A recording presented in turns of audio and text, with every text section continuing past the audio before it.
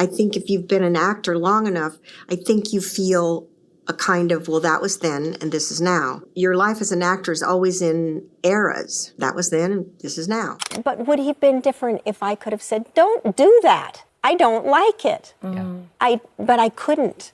I couldn't be myself. I was absent from, and that is to be loved, I had to disappear. Picture this. Beverly Hills Hotel, 1982. Sally Field sits across from one of cinema's most revered icons during what should have been a career-defining audition. Instead, she's being systematically humiliated by a man the world worships as a genius. Every line she delivers is met with interruptions, corrections, condescending smirks. When I go to the beach, unless there's boys there, or my boyfriend, then it's not any fun. I'm just by myself. The room fills with uncomfortable silence as Hollywood's supposed gentleman reveals his true nature. That man was Dustin Hoffman. And what happened in that room would haunt Sally Field for 40 years.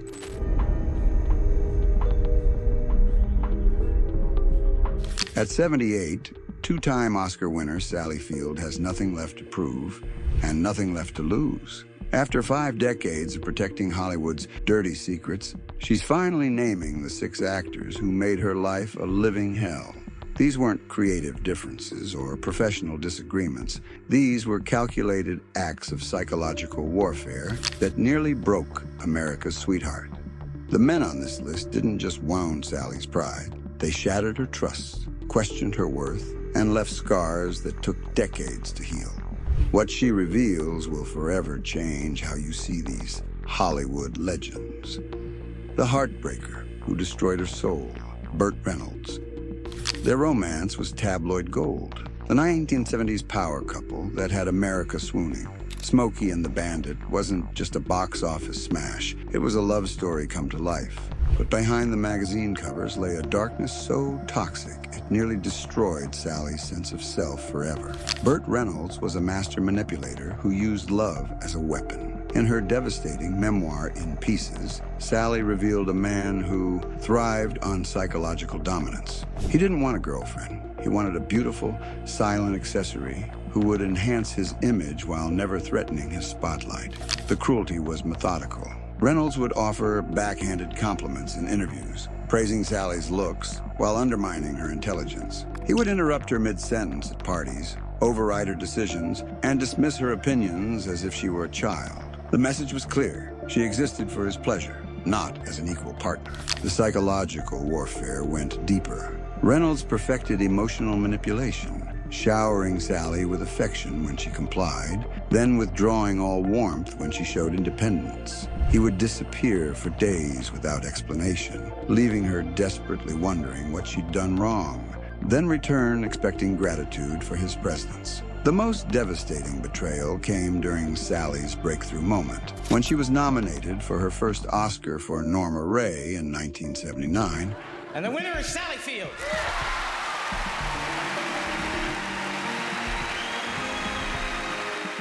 Reynolds not only refused to attend the ceremony, but actively discouraged her from going. While she was receiving career-defining recognition, he was making it clear her success meant nothing. Worse, that it threatened him. The relationship became a prison, disguised as a romance. Sally described feeling invisible, even when standing beside him. Her identity sacrificed to maintain the illusion of their perfect love story. The woman who commanded movie screens couldn't command basic respect in her own relationship. Years later, Sally admitted the painful truth. I wanted to love him. I did love him. But he hurt me in ways I'm still trying to understand. When Reynolds died in 2018, instead of grief, she felt relief. Relief he would never hurt her again. The man who had been her greatest love became her greatest trauma. The Ice King who froze her out, Tommy Lee Jones.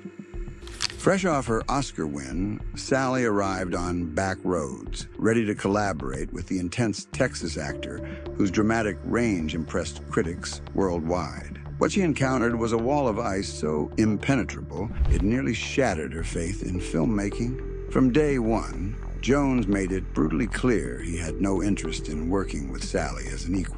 He wouldn't make eye contact during scenes, refused normal pre-scene discussions, and treated her presence as an unwelcome intrusion. While other actors bonded between takes, Jones would sit alone, radiating hostility that made approach impossible. The cruelest aspect was its deliberate nature. This wasn't shyness. It was calculated dismissal, designed to make Sally feel unwelcome and unworthy. When she attempted professional conversations about their characters, Jones would respond with monosyllables or simply walk away. When she tried gentle humor, he would stare with such contempt she felt physically smaller. Sally later described it as acting opposite a beautiful statue, technically proficient but emotionally dead. Their characters were supposed to be broken souls finding love, but how could she portray connection with a man who treated her like she carried disease? Every love scene became endurance, every emotional moment a solo performance, generating chemistry from nothing. The film's box office failure vindicated Sally's instincts. Critics panned the lack of chemistry, but they had no idea one actor had deliberately sabotaged his co-star's confidence. After Backroads, Sally made a vow she honored for her entire career. She would never work with Tommy Lee Jones again. The bitter irony wasn't lost on her. Jones won an Oscar for The Fugitive and became Hollywood royalty, while their failed collaboration remained a dark chapter in her stellar career. She had to live knowing one man's inexplicable hostility robbed audiences of what could have been powerful. The chaos demon who destroyed a movie, Robert Blake. In 1974, Sally thought she was joining a prestigious television movie showcasing her dramatic range. Instead, Say Goodbye, Maggie Cole became a masterclass in how one actor's instability could destroy an entire production. Blake arrived carrying demons no one could control. Known for intense method acting, Blake didn't inhabit characters. He became possessed by them, bringing dysfunction into every interaction. What seemed like artistic dedication revealed itself as something far more disturbing. Blake's behavior was utterly unpredictable and deliberately disruptive. He would arrive with completely different line readings than rehearsed, forcing Sally to adapt while cameras rolled. He would inject unscripted physical actions into romantic scenes, creating uncomfortable situations that left Sally feeling violated and unsafe. The psychological warfare became personal and vicious. Blake targeted Sally specifically, making cutting remarks about her flying nun past, dismissing her dramatic abilities in front of crew members. The set became so toxic that crew started calling in sick rather than face another day of Blake's explosive mood swings. Sally found herself playing dual roles, delivering professional performances while serving as unofficial crisis counselor for a spiraling production. She spent breaks calming rattled crew members, apologizing for Blake's behavior as if responsible for his actions. The inevitable collapse came when Blake's viciousness finally crossed uncrossable lines. During a climactic emotional scene, Blake launched such a vicious attack on the director that filming suspended indefinitely. The network canceled the project entirely, writing off their investment rather than deal with Blake's chaos. For Sally, cancellation wasn't disappointment. It was relief that came too late to prevent lasting damage. She described the experience as traumatic, using language typically reserved for personal rather than professional setbacks. Years later, when Blake's life exploded in scandal and legal troubles, Sally wasn't surprised. She'd seen the warning signs decades earlier. The prima donna who turned grief into war, Shirley MacLaine, joining Steel Magnolias should have been a dream.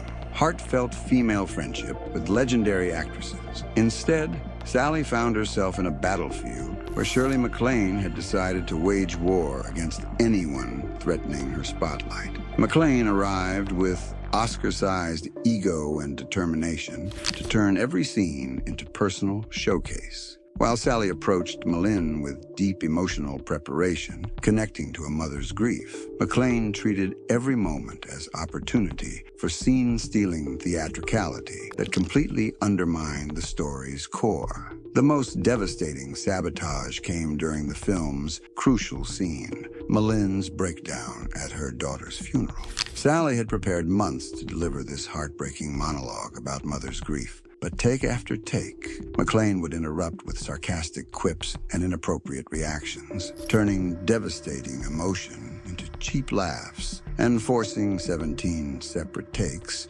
of what should have been one-take perfection. MacLaine's cruelty extended to constant bragging about her Oscar past and dismissive comments about other actresses' careers. She would hold court between takes with stories about her legendary status while making subtle digs at co-stars' lesser achievements. The message was clear. She was the real star, everyone else just along for the ride. Sally, ever professional, absorbed MacLaine's hostile energy without responding. She hit her marks, delivered heartbreaking authenticity, and bit her tongue when MacLaine stole focus. But privately, she was exhausted by constant battle to protect her performance from deliberate sabotage.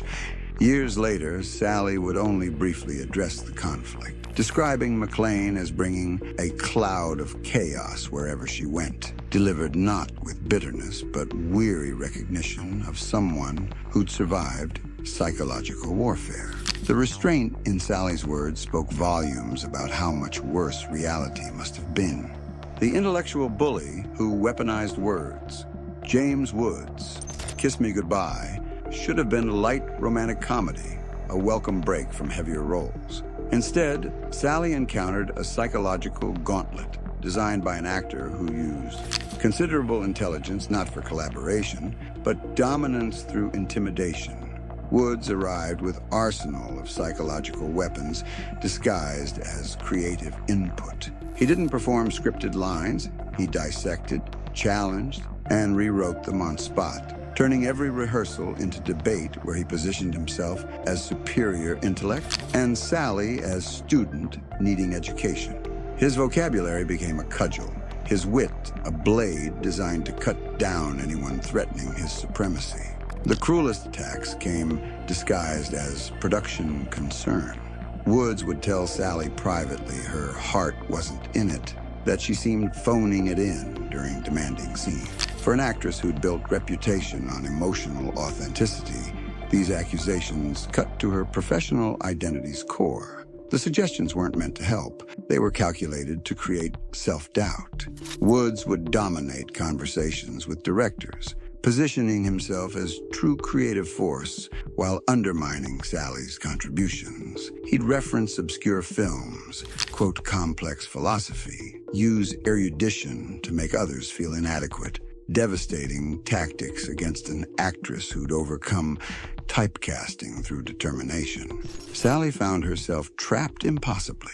Challenge Woods's grandstanding, risk being labeled difficult, accept his critiques, validate his assessment she wasn't good enough. The creative environment became adversarial. Sally forced to defend worth at every turn instead of focusing on performance. Sally's response was characteristically dignified but decisive. She finished professionally, delivering performance that succeeded despite Woods' sabotage. But privately, she made career-guiding vow. Never again would she work with actors who mistook condescension for brilliance or cruelty for insight. The living legend who orchestrated ultimate humiliation, Dustin Hoffman. If one name on Sally's list truly shocked Hollywood, it was Dustin Hoffman, revered as cinema's greatest talent, two-time Oscar winner, audience beloved. But behind public adoration lay darker truth. Sally carried for decades. Hoffman had deliberately orchestrated the most humiliating professional experience of her career. The encounter happened early 1980s when Sally was at post-Oscar height. Both were considered for high-profile project during Chemistry Red that would haunt Sally for years. What should have been exciting opportunity became masterclass in psychological cruelty. From Sally's room entry, Hoffman had established himself as a tension center. He held court with producers, cracked excluding jokes, made pointed script observations, treating the session as personal stage. When Sally's turn came, she was already disadvantaged, outsider trying to break into Hoffman's admirer circle. What followed was systematic, deliberate humiliation. Instead of allowing Sally to find rhythm and showcase abilities, Hoffman interrupted repeatedly, not to collaborate, but to correct, criticize, and undermine her choices before industry professionals. He would stop her mid-line for different interpretations, question motivations, offer improvements, having nothing to do with her success and everything to do with proving superior craft understanding. The cruelty was in details: condescending tone, theatrical sighs, looks at producers clearly communicating disapproval of her work. Sally felt like student being dressed down by a harsh teacher, not Emmy winner and Oscar nominee being considered for major role. Days later, the devastating revelation came through mutual industry contact. Hoffman had been bragging about the session, claiming chemistry wasn't there, and he had made sure of it. What she'd experienced as failed audition was actually deliberate sabotage by someone who decided to destroy her chances before a fair opportunity. For weeks, Sally questioned everything about her abilities in Hollywood plays. Self-doubt she'd worked to overcome flooded back, amplified by knowing industry's most respected figure found her so inadequate he actively worked against her. The Norma Ray and Places in the Heart triumph suddenly felt like insecure television actress decades earlier. But perspective brought different understanding. Sally realized Hoffman's behavior had nothing to do with her abilities and everything to do with his need to control and dominate every situation.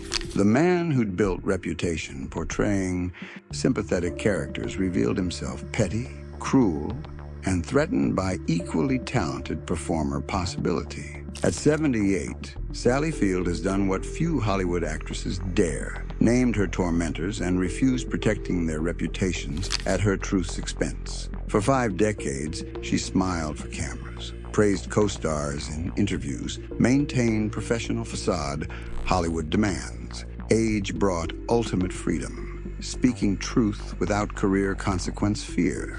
The 6 on Sally's list represent different toxic flavors that poisoned Hollywood for generations. Reynolds used love as a weapon. Jones wielded silence like Blade. Blake brought chaos. MacLaine turned grief competitive. Woods weaponized intelligence. Hoffman orchestrated humiliation as art form.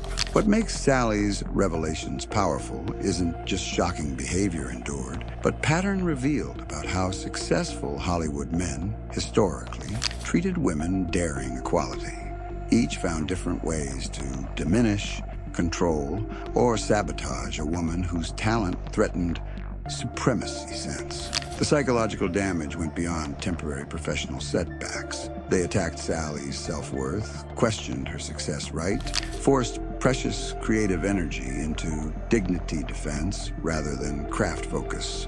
The woman moving audiences to tears was systematically broken by men seeing her success as personal threat rather than shared triumph. But remarkably, Sally survived and emerged stronger, wiser, more truth-committed than ever.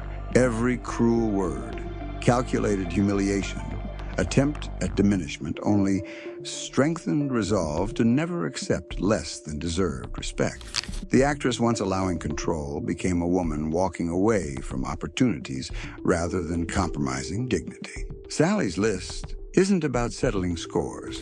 It's breaking silence, protecting powerful men while victims suffered isolation. By naming names and sharing details, she's given other women permission for their stories, refused protection of men using power to hurt rather than help.